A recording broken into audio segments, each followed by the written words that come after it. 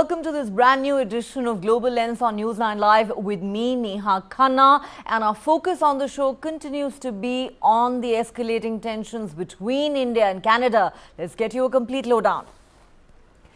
As India-Canada ties continue to nosedive over the Khalistani issue, media reports have surfaced quoting government sources that say Khalistani terrorist Gurpatwant Singh Pannun, whose properties in Punjab were seized last week, wants to create many countries by dividing India. Remember, we are talking about a man who's a Canadian citizen and has been operating freely from that country for years. According to the National Investigating Agency's dossier on Pannun, the head of the banned separatist group Seeks for Justice has challenged the unity and integrity of India via audio messages and wants to create a separate country for the people of Kashmir and also create a separate Muslim country. Pannun has been wanted by the NIA since 2019 for playing a major role in promoting and commissioning terrorist acts to spread fear across Punjab and the country. Investigations have revealed that the Pannun-led Seeks for Justice misuses cyberspace to radicalize gullible youth, instigates them to undertake terrorist activities and fight for an independent state of Khalistan. Seeks for Justice was banned in India in 2019. In 2022, the Union Home Ministry declared Pannun a terrorist.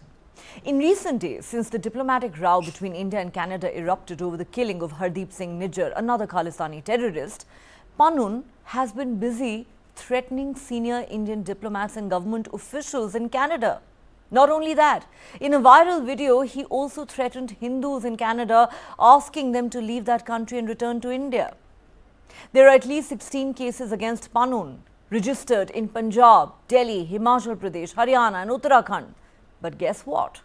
As far as Canadian Prime Minister Justin Trudeau is concerned, all this is completely acceptable and kosher in the name of freedom of speech. Not only has Trudeau brooked and in fact encouraged these anti-India forces for years, he has also dealt a body blow to India-Canada ties by making a wild allegation that agents of the Indian government killed Khalistani separatist Hardeep Singh Nijjar, who was a Canadian citizen. And as a direct fallout of that, according to Indian intelligence agencies, Indian diplomats and citizens in Canada must stay vigilant and exercise utmost caution as violent protests are being planned by the pro-Khalistan elements in that country as we speak. According to reports, more than 20 pro-Khalistan groups, with the help of Pakistan's ISI, could target Indian diplomats and citizens during these protests. Latest reports also suggest that the Indian government has proposed cancelling the Overseas Citizens of India or OCI cards of Khalistani terrorists in Canada, Australia, the United Kingdom and the United States. The Indian government has instructed the investigating agencies to identify all Khalistani terrorists in these countries and cancel their OCI cards to prevent them from entering India. And their properties in India will soon be identified for confiscation, as in the case of Pannun. There is a list of 19 fugitive Khalistani terrorists who've been accused of running anti-India propaganda from abroad. In just the last 1 week, India-Canada relations have plummeted since Trudeau accused India of being involved in Nijjar's killing without offering any evidence to back his claims. India rubbished the allegations as absurd and politically motivated. Soon after, India and Canada expelled each other's senior diplomats and issued travel advisories against each other. India has also asked Ottawa to reduce its diplomatic presence in New Delhi and suspended its visa services in Canada. Now, Canada's Defence Minister Bill Blair has called the relationship with India important, but asserted that these allegations should be investigated. Blair told media outlet Global News, and I quote, "We understand that this can be and has proven to be a challenging issue with respect to our relationship with India, but at the same time, we have the responsibility to make sure that we conduct a thorough investigation and get to the truth. If the allegations are proven true, there is a very significant concern that Canada will have with respect to the violation of our sovereignty," he said. Meanwhile, US Ambassador to Canada David Cohen has claimed that it was shared intelligence among the Five Eyes partners that had prompted Justin Trudeau to go public with his big charge against India. Five Eyes is an intelligence sharing alliance between Canada, the US, the UK, Australia and New Zealand. This is the first admission by any US government official about the sharing of intelligence by Five Eyes partners with Canada. Before Cohen, US Secretary of State Antony Blinken had said he was deeply concerned about Justin Trudeau's allegations and that the US had engaged directly with the Indian government on this issue.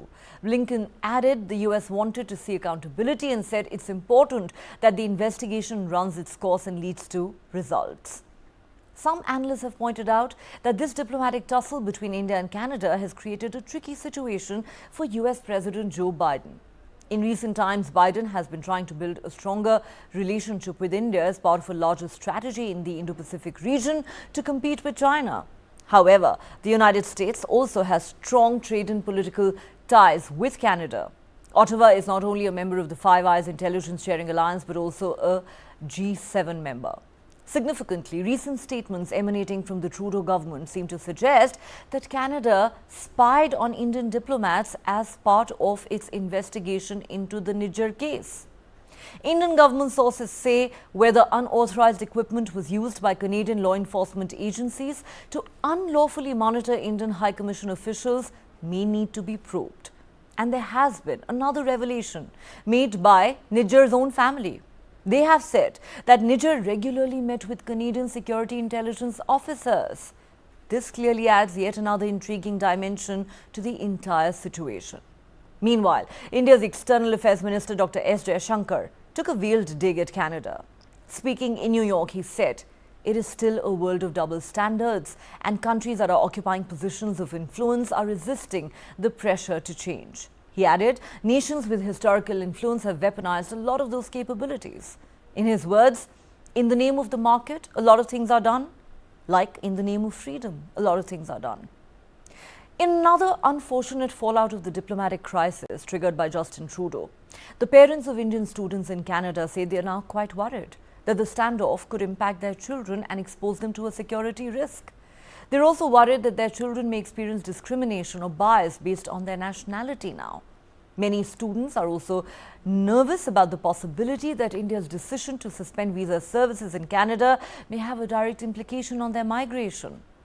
All this when Canada has not even shared a shred of evidence to back its claims against India. With India-Canada ties hitting rock bottom, interestingly, some observers say this is not an India-Canada problem. It is in fact a Trudeau-India problem. So where do ties between the two countries go from here? Let's try and find some answers from our panel of experts. Joining me on Global Lens tonight is former diplomat Ambassador Anil Trigunyat, also Ambassador KP Fabian, former Indian diplomat, and completing the panel is Ramakrishnan Sridharan, consulting editor with News9, joining us as always from Washington, D.C. Gentlemen, welcome to Global Lens. Ambassador Trigunyat, let me start with you. There's just so much to unpack here. There are two things that I want to discuss right at the outset. One, as we speak, pro-Khalistani groups in Canada are planning major protests targeting Indian missions, Indian diplomats in that country. We are given to understand that barricades have come up outside the Indian High Commission in Ottawa, and there is clearly a sense of fear and insecurity thanks to developments of the last few days. And media reports have also suggested, quoting government sources in India, that Gurpat Vant Singh Pannun, the man who only recently threatened Hindus in Canada, asking them to leave that country and return to India, wants to Balkanize India. That is his larger design, not to mention that there are dozens of cases against the man. He is a Canadian citizen. He has the liberty to openly threaten Hindus in Canada. His videos go viral. He has the freedom to say what he likes, and the Prime Minister of Canada would have us believe it is freedom of speech. How do you view these worrying developments? Let's first talk about these. Well, Neha, number one is we know that Mr. Trudeau has accused India without any evidence, or at least he has not shared any evidence with us, Apparently, the American ambassador uh, confirmed that they had shared some intelligence on the Indian diplomats. That obviously has been an illegal methodology that they have used under the name of Five Eyes or whatever it is. But at the same time, the fact remains is that Canada has become a haven of terrorists. It has become a haven of secessionists. It has become a haven of uh, separatists, and with the support of the Trudeau regimes for the last 40 years. It is not from now.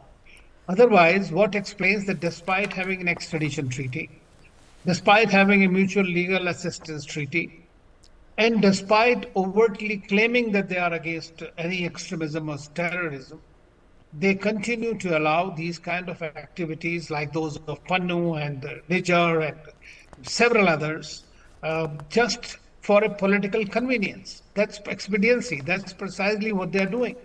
And they are ready even to spoil the relationship with India for his domestic constituency and in the hope that he might win the election. So that's a small point.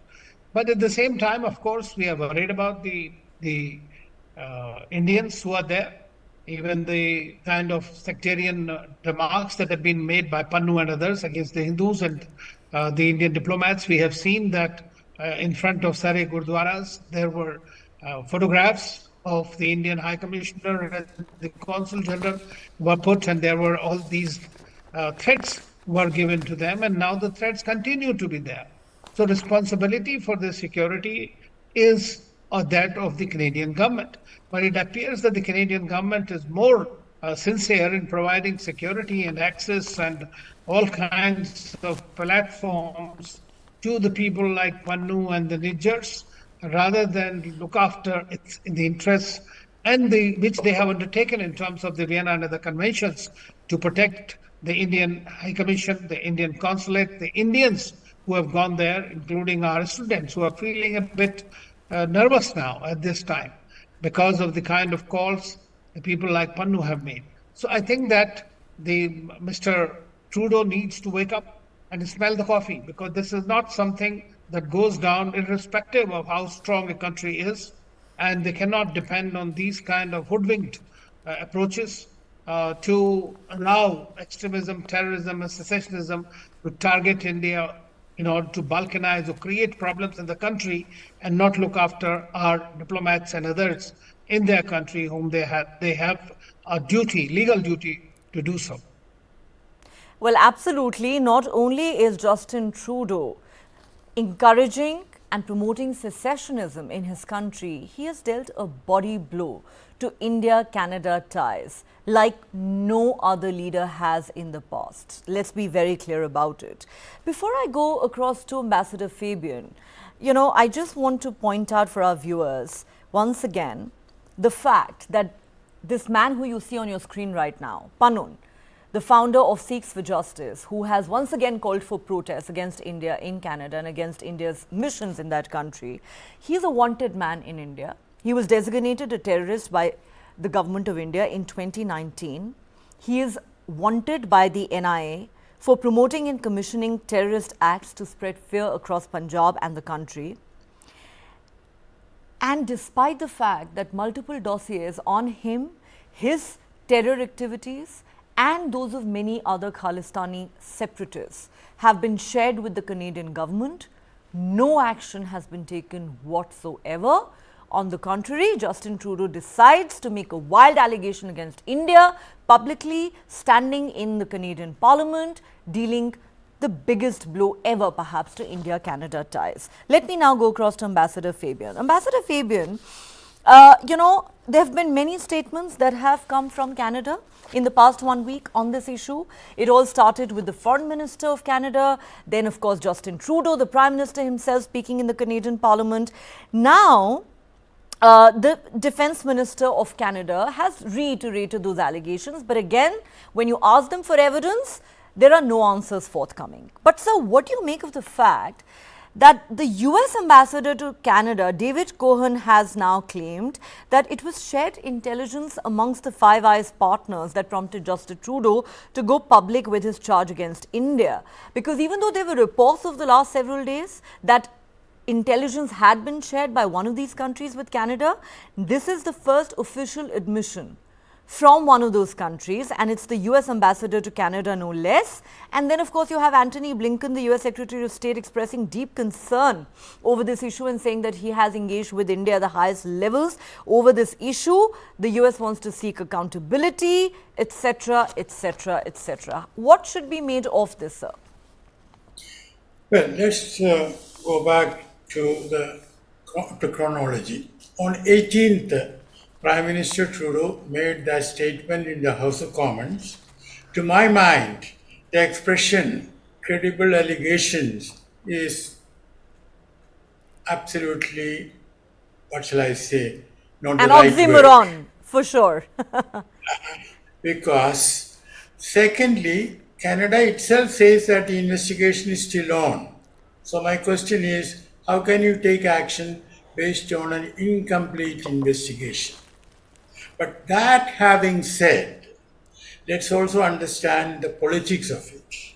As I said, 18th, Trudeau made the statement in the House of Commons. On the 19th, United States came out with a statement which showed some concern and left it at that.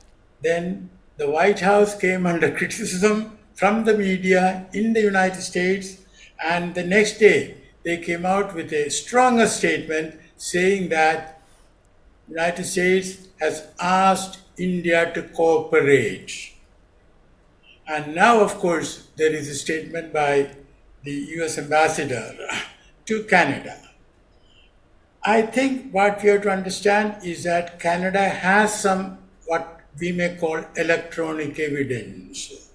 And you mentioned, Neha, that they have been snooping over our diplomats. Let me tell you, let's be realistic, that is done by most of the countries or by all the countries that have the capability to do so.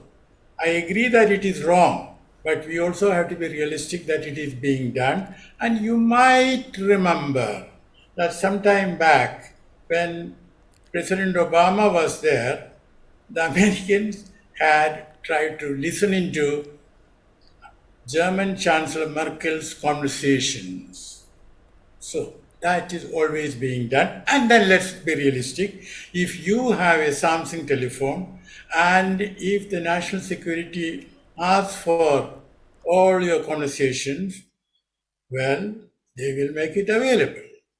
So I believe they have some electronic evidence. Whether this electronic evidence is conclusive, whether it is sufficient, or is it in the category of, pointing towards, that's a different matter. But in my view, Canada should have acted, whatever the action be. This is, of course, the wrong type of action. Canada should have acted after completing the investigation. And another thing is, even if Canada had reason to believe that there might be, listen to my words, there might be a link with an Indian official, Canada had the option at that time to tell the Indian High Commissioner, listen, we have this sort of reason to believe that there might be a link. Why don't you just quietly transfer that official so that we don't have to go public on that? This has often happened in diplomacy. That is a smarter way of handling the matter. But obviously, I repeat, obviously, Trudeau was under political pressure to say what he said. And that, as I have been always maintaining, is because for his political survival, he needs the support of the New Democratic Party, NDP, led by Jagmeet Singh, who is a publicly, he is a staunch supporter of Khalistan. So we have to also understand the domestic politics. I'm not justifying. I'm saying you should understand, look at the big picture. You're quite right, sir. Okay, go ahead. Please complete your point, sir.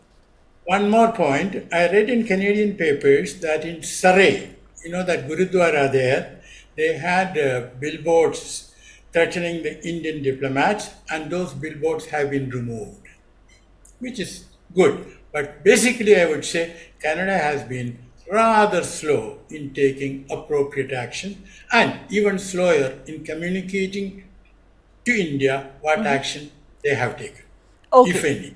Okay, I think when you say that Canada has been slow in acting against Khalistani elements, I think that is a very charitable view, sir, because fact of the matter is that Justin Trudeau has been happily looking the other way for a very long time. He endorses these elements. Some of them are part of his government, as you rightly pointed out. But of course, I agree with you, sir, when you say that, Trudeau has made such a mess of this entire situation, ruining relations with a friendly country like India, another democracy like India, over a man called Hardeep Singh Nijjar, who in fact India regards as a Khalistani terrorist.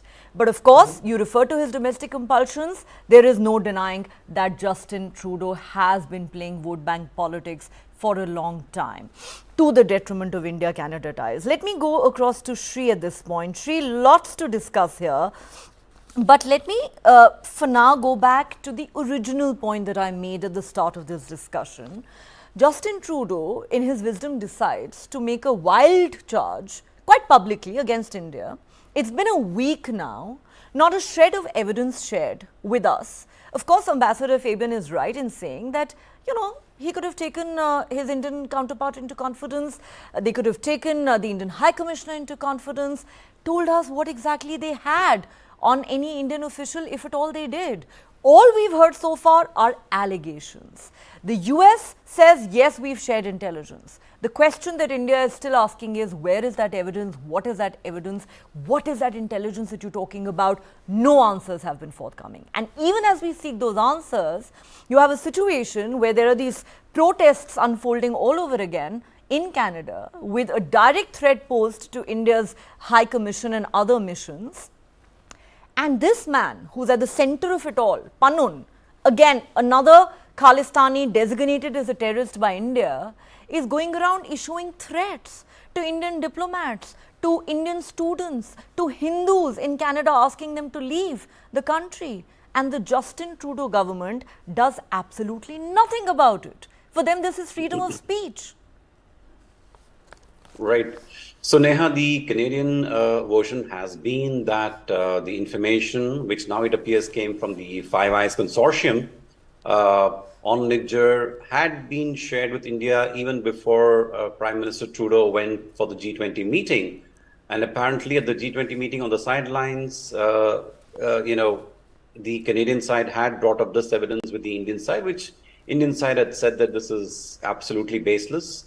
So I think, so there is some evidence which at least the Canadian side says that it has submitted to the Indian government.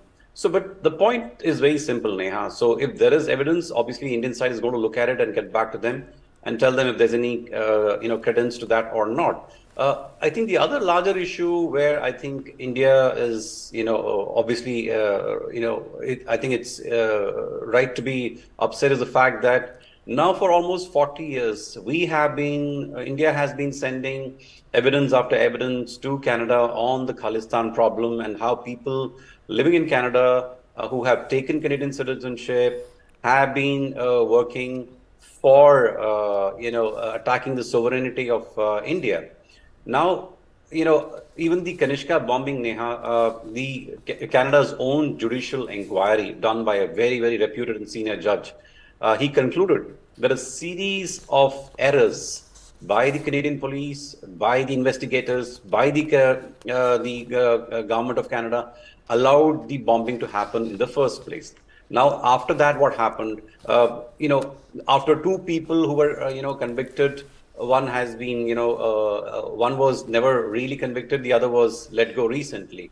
So I think Canada also needs to look at its own approach. It needs to ask a very basic question. Yes, Canada is a free country. It champions underdogs in many ways. But when does a citizen become a terrorist? When does a citizen's right to protest, to speak up, or say anything or criticize anything, when does it cross the line and it becomes an action which is punishable under Canada's own laws? We're not talking about Indian laws, any other law. So at what point, for example, now Pannun is openly inciting Khalistani people to attack Hindus and attack Indian diplomats.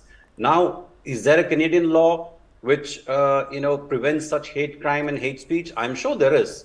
So then I think it's up to Canada now to take this and come to a conclusion that this has finally crossed the line of any civility or any kind of freedom that the Canadian Constitution guarantees its citizens. So the other point I want to make, Neha, is that I have been speaking to a few friends in Canada. In fact, I had a friend from Toronto come and stay with me over the weekend. So this is not really top of mind for Canada at the point.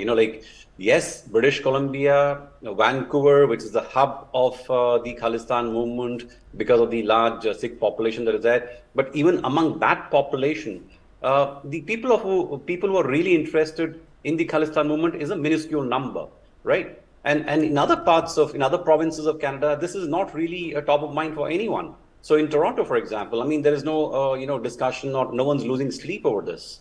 So I think Canada, as a country of 38 million people, should wake up and realize that in its quest to be a champion of the underdog, the people persecuted. Now they are getting a lot of Ukrainian people into Canada. They have got Tamils earlier from Sri Lanka. They got a lot of Sikhs under the guise of a persecution of Khalistan. They've been let into Canada. So I think Canada's intentions are good. But I think where it needs to wake up, and the larger Canadians, in fact, need to ask is, at what point do the rights that we guarantee our citizens become a criminal act? So I think that's really is the question. And I don't doubt that Canada will protect the people who are there, whether they're Indians or Hindus or whoever, because I think the system in Canada still works. Especially the police system. I don't think there's any threat to the larger, Indian population that is there. This is a call by some radical elements, and we should treat it for what it is, just a call of a radical people. But if they make any move to physically harm anyone, then the Canadian laws should deal with it very swiftly and effectively. Okay, I take your point, Shri, but fact of the matter is that in the very recent past as well, we've seen posters being plastered in many different parts of Canada, especially, Toronto and Ottawa, with pictures and names of India's top diplomats.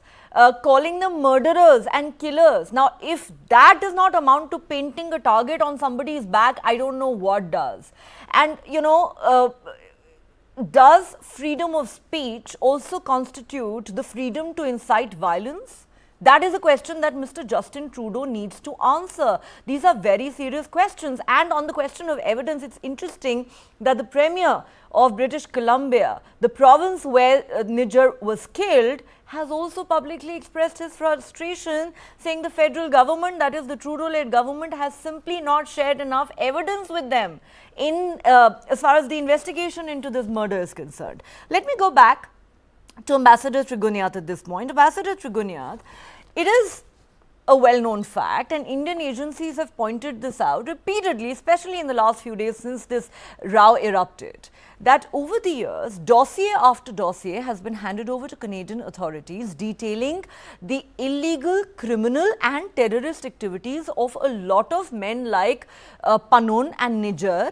It's not just confined to them issuing threats or exercising quote-unquote their freedom of speech. They have been found to be involved in murders, in killings, in criminal acts and in terror activities in the state of Punjab, in this country. That evidence has been shared with the Canadian authorities. They have continued to look the other way. Talking about Pannun, Indian agencies say that the man clearly has a design to carve out several countries out of India. And this man is getting away with issuing threats in viral videos from Canadian soil. Now, what the Indian government is suggesting is that maybe the time has come to not only confiscate the properties of these Khalistani terrorists in India, and they've begun the process with Pannun, as you know, They're also now suggesting cancelling the overseas citizens of India or OCI cards of these men who India designates as Khalistani terrorists. And a list of 19 fugitive Khalistanis has been drawn up. Do you believe that might be a step in the right direction? Well, that's one of the steps that helps you prevent your intrusion into your security from these people, because they can freely travel otherwise to India. And we have seen in the past that these Khalistani extremists and terrorists and even others, because of this OCI card or the PIO cards, have been able to infiltrate into India and create mischief. Of course, they have other routes via Pakistan, where they've been using very successfully also. So the job of the government basically is to somehow beef up the security internally, and so therefore these NIA action is absolutely in sync with what should be done. And on the other hand, we have to also look at the external dimension of this problem, because this is coming out of Canada, which is British Columbia is said to be Khalistan, and I think Mr. Trudeau should think of designating it as it is, as a Khalistan state, and that will take care of the problem from his end. But if, as was mentioned by your colleague also, an Ambassador Fabian, that there is an international law. There is this law must prevail. There is a domestic law in Canada which prohibits these kind of things, which we are looking at on the ground today. And now more and more protests are going to take place, which will threaten once again if we were to go by the recent past rather. So I think that there again they are failing. Why are they failing? Simply because the government appears to be supporting them, whether openly or covertly. I think that this is something that is very dangerous trend on the part. As far as, Blinken's statement, for example, save me this. When have they gone out everywhere? We will, blow them out, we will take them out, we'll do this anywhere in the world. They don't care about sovereignty or any country, and Canada stands behind. Iraq is there. You have recently Soleimani, they killed him. They killed Osama bin Laden in Pakistan. They are doing what they want to. There is no sovereignty. They are just terrorists. So if there are terrorists, then the other countries, terrorists are not. So as long as these countries in the West will continue to discriminate between their terrorists and others' terrorists, I don't think that there is going to be any solution to this problem. So this sitting on the high horse, I think that the Americans, the Canadians, they need to look back and scale back, because the time is up for these kind of activities to continue. I couldn't agree more with you, Ambassador Trigunyat, and you've put it quite emphatically and eloquently that, while we are still waiting for Canada to share with us evidence of India's quote-unquote involvement in Niger's killing, as they would have us believe, countries like the United States should really be the last ones lecturing anyone about, taking out terrorists in other countries' territories. We know about Hussein Soleimani, we know about Osama bin Laden. These are some of the most high-profile cases of the last couple of decades. There are scores and scores of other cases, many of which have probably never even been highlighted by the media.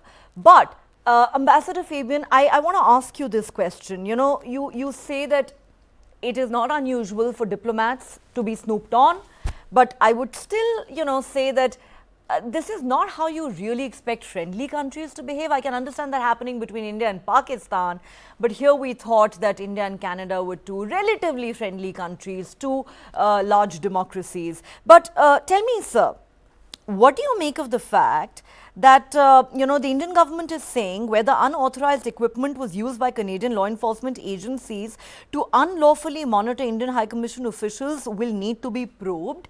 And there is another very interesting revelation that has been made by Niger's own family, the man who was killed. They have said that Niger regularly met with Canadian security intelligence officers. What should be read into this? Now, here's a man who India treats as a terrorist. And if it is true that Canadian security intelligence officials have been regularly hobnobbing with him, what's the takeaway, sir? Well, let me explain to you, but before that, let me make 2 points. You said that my words were rather charitably chosen. Oh, only Yes. towards the end. The rest I agreed with. No, you are right. But let me tell you, well, when I was in diplomacy, the style was understatement. And as you know, the old saying, when a diplomat says yes, it means perhaps. When he says perhaps, it is no. And if he says no, he is no diplomat. Okay, and people do understand. And it has now become very fashionable to be loud and overstate. Let them do that, but let me not change my style. I respect it, sir. I respect that. I do. Second point. Why should they make so much fuss about a man called Niger, you said? No, that is not a correct, appropriate point of view. For them, Niger is a Canadian citizen. And they have to sort of treat it seriously. Whether their conclusion that India has done it is right or wrong is a different matter. But to sort of, to say that Niger, some of our people say, oh, the guy was a plumber and all that. This is what I call, what shall I say, the you and non-you. Upper class and non-upper class. Class prejudice. We should avoid But that. that's not where I was coming from at all, sir. I promise you. The only point I have been making repeatedly is that this is a man who has for a long time posed a serious threat to India's national security. Here's a man who India has designated as a global terror, I beg your pardon, as a Khalistani terrorist. I am not suggesting for a moment that somebody who is, labeled a terrorist deserves to be bumped off. I mean, it would be great if Hafiz Saeed, for example, could be handed over by Pakistan to India to face trial here. I am not suggesting that he be bumped off, but a terrorist is a terrorist, sir. That's how the world treated Osama bin Laden. That's how the world looks at the likes of Hafiz Saeed. And therefore, India had every right to look at this man with suspicion and with unease. And when you have friendly ties with another democracy, you expect that democracy to be sensitive to your national security concerns. Tell me, sir, if Osama bin Laden was found hiding in Abbottabad in Pakistan, what did the United States try and do? What did they do eventually? They went inside and took the man out. Okay. So now, I'm not talking about the man being a plumber. I'm talking about the fact that he was a terrorist as far as India is concerned. Okay. Now, about that, you said a terrorist is a terrorist is a terrorist. Well, we all know that Israel calls many Palestinians terrorists. So let's understand that the word, quote, terrorist, unquote, is being used in international discourse with considerable flexibility. So just because A calls B a terrorist, well, it doesn't follow that B is a terrorist in the eyes of the rest of the world. That's point number one. Now, coming to snooping, telephone calls, you said, how can you do it between friendly countries? I thought I told you that America did it with Merkel, Germany. So, it is happening. Let us not sort of, let's be realistic. As I said, it is wrong, but it is happening. Many things happen which are wrong. And we also know in India about Pegasus. Okay, so let us not be so innocent about these things. But the main point is this: Canada has an obligation to discharge its obligations under the Vienna Convention. You see, that Canada has not done till now. Let us hope that Canada, in respect of Indian entities and the Kanishka and all that. I was in Canada when it happened. I was there when Indira Gandhi was assassinated. And if I had gone to the Foreign Office once seeking protection for our entities, that is diplomatic missions, State Bank of India, and other entities, I must have gone 30 times, every time giving something in writing. But I'm sorry to say, RCMP did not act with diligence. And because they did not act with diligence, I was attacked in Winnipeg. These Khalistanis, they were able to throw eggs on me and hit me on my head. Why? The RCMP 8 of them were to protect me, but how silly they can be. 4 of them walked in front of me, 4 of them walked behind me as I was getting into their car instead of giving me a ring of protection. Sir, I understand But, the point that you're as I said- making. You know, throwing eggs at somebody might seem silly, sir, but the assassination of the Prime Minister of a country is a very serious act of terror, you would agree. You know, blowing up an aircraft that leaves 331 people dead is not a silly act, sir. It's a very serious act of terror. And with due respect, sir, I mean, I have the highest regard for you, sir. But, you know, if the world were to actually start showing a great deal of flexibility about the definition of terrorism, then I think India would be in a lot of trouble, sir, because then, you know, the rest of the world will start calling a lot of Pakistani terrorists who have shed Indian blood freedom fighters, sir. That is where the problem lies. Every time, you know, names of certain terrorists come up for listing as global terrorists at the United Nations Security Council, China blocks them, and that is a problem that India has had for a long time, sir. So I think you can only show so much flexibility as far as the definition of terrorism and terror acts go, in my humble opinion, sir. But let me go back to Shri at this point. Yeah, Shri, just one point. Okay, I was not defending the flexibility. I was telling you that there is flexibility in the real world. You know that India's efforts to have a common definition have not succeeded so far. you're quite right, sir. But then Pakistan probably thought Osama bin Laden was a noble man. The US did not think so. The rest of the world did not think so. Shri, let me come to you at this point. You know, some analysts have also said in recent days that, you know, the diplomatic row between India and Canada has put the US in a tight spot. Because on the one hand, you've seen President Biden going out of his way to woo India, to build stronger ties with India. Many say with an eye on the Indo-Pacific, with an eye to countering China. And of course, there is no denying that, you know, we are the world's oldest and largest democracy. So in that sense, we're natural partners. But on the other hand, there is this long-standing relationship that the US enjoys with Canada. There are political ties, there are economic ties. You know, they're part of the Five Eyes Alliance, they're part of G7. What do you make of some of the statements that have been made by the likes of Antony Blinken, for example, in recent days, expressing grave concern and asking for India's cooperation into this investigation?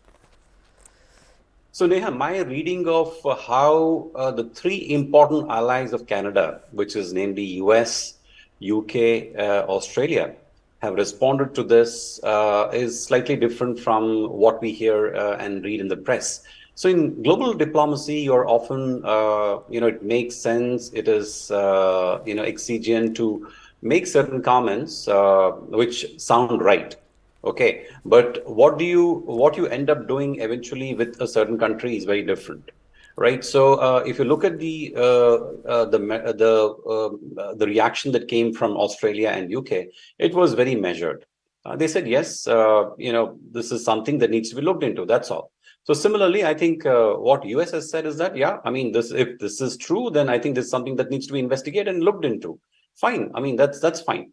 But the fact is today, for you know, US, for UK, for Australia, India is a far more important partner strategically than Canada is. The world needs India, especially the Western world needs India to counterbalance China in the Indo-Pacific region. So it's very clear that you know, who will they go with if it comes to the crunch? But yes, Canada is, you know, shares a border with the US. You know, so it is important for them to be seen making the right statements. Now, whether this is going to cause any kind of underlying shift in the way countries deal with each other or the commitments which they have made to each other, especially now, given the significant trajectory to which the India-US relation has moved to, I don't think that will happen. These are statements that countries often make, their diplomatic teams make, to, you know, make the right noise. But what happens eventually could be very different, and that depends on the interests of each of these countries. And right now, their interest is protected in a good relationship, in maintaining a good relationship with India. So that is how I look at this, Neha. I wouldn't want to attach too much importance to the statements that they have given. These are things that come out. But I think ultimately the reality could be very different. I agree. There are things that countries say, and also, like I said at the start of the show, it's very interesting. Another point that's been made by analysts that who feel that this isn't an India-Canada problem. This is a Justin Trudeau-India problem. We've had guests on our show in the last few days who suggested that if Justin Trudeau is voted out of office in next year's general election, which is, by the way, a strong possibility, then India-Canada ties could in fact be back on track. And I have an update for our viewers at this point. A red corner notice has been issued by Interpol against Babbar Khalsa terrorist Karanveer Singh. According to sources, Karanveer Singh, a resident of Punjab, is currently in Pakistan. Karanveer Singh is said to be the son of senior Babbar Khalsa terrorists Wadhwa Singh and Harvinder Singh Rinda. They in fact escaped from India and are hiding in Pakistan too, and have been indulging in terror activities with the help of the ISI. Karanveer Singh managed to escape from India as well and is currently in hiding in Pakistan. So this is not India calling him a terrorist alone, ladies and gentlemen. This is Interpol that has issued a red corner notice against this man. But guess what? Interpol has issued red corner notices against other Khalistani terrorists as well in the past, many of whom have been living on Canadian soil, but the Canadian authorities have chosen to look the other way. I'm completely out of time, but this is of course a story that we'll continue to track very closely here on Global Lens. On that note, Ambassador Fabian, Ambassador Trigunyat and Sri, thank you so much for joining us on the show. All right, time for us to take a quick break here on Global Lens, but don't go anywhere, lots more on the other side.